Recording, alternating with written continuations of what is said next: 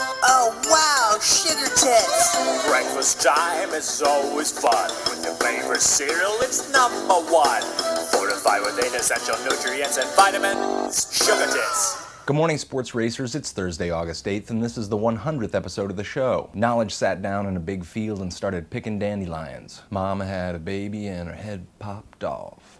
Pop. And Knowledge started getting sleepy, so it took a nap. Sissa says something from the comments. Unappropriately writes, "Is that white facial hair I see? Must be getting older. You, not me." It's weird, right? My body's starting to do stuff without my permission. In August, the summer starts feeling old. Around here, pretty soon things will start changing color and falling. And I remember the excitement of looking forward. In Montessori, I was the chubby little German boy who couldn't speak English very well. The school put on a production of 'Twas the Night Before Christmas, and owing to my lack of vocabulary, the teachers gave me the part of the mouse, the one that wasn't supposed to be stirring. They allowed me one snore, and I practiced it until the inside of my nose hurt. That night when the lights came up in the gym/cafeteria/auditorium, underneath my homemade mouse costume, my little body all hopped up on Kool-Aid shook with excitement when I saw the reindeer file in. I wanted to be a reindeer so badly all I did was watch them, and I forgot to snore. In the summer before second grade, no doubt bored out of my mind, I stumbled across my parents' collection of 45s. For some reason, I found myself identifying very strongly with Elvis Presley, and particularly I Want to Be Your Teddy Bear. My parents obliged my obsession, taking me to Salvation Army to buy a tiny but ill-fitting white polyester suit. In my mind, all that was left was the hair. That September, I undoubtedly became the first kid in over 30 years to walk through the PS16 doors with Dippity-Doo valiantly trying to prop up my thin blonde hair into a pompadour. I'm pretty sure,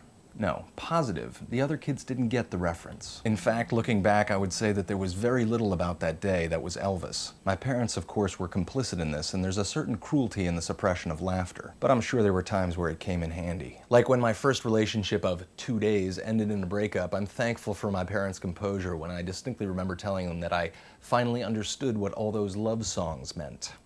Later that year, I completed my homage to Elvis, becoming chubby while waiting for a growth spurt. The normally exciting back-to-school shopping at Sears ended with me crying in front of a rack of Husky jeans. Who the hell names their jeans Husky? It didn't make me feel manly. I don't mind these little white hairs. I kind of even like them. And for the moment, I don't even really wish I was younger. But I do miss that excitement of anticipation, standing in front of the mirror fighting gravity with Dippity-Doo, imagining myself leaning up against a desk, legs crossed with a little alley cat grin. Math homework, right? Pretty hard. Not sure who I was talking to, but they were as cool as I was. Over time, I've been confronted by the difference between these anticipated moments and the realities of what actually happens. Sometimes it's worse, sometimes it's better, but it's always different. Because of this difference, the little future vignettes that I play in my head don't carry the same excitement and terror that they used to. And instead, slightly amused, I watch them as the strange little fictions that they are. This is Zefrank thinking so you don't have to. Happy 100, and thanks.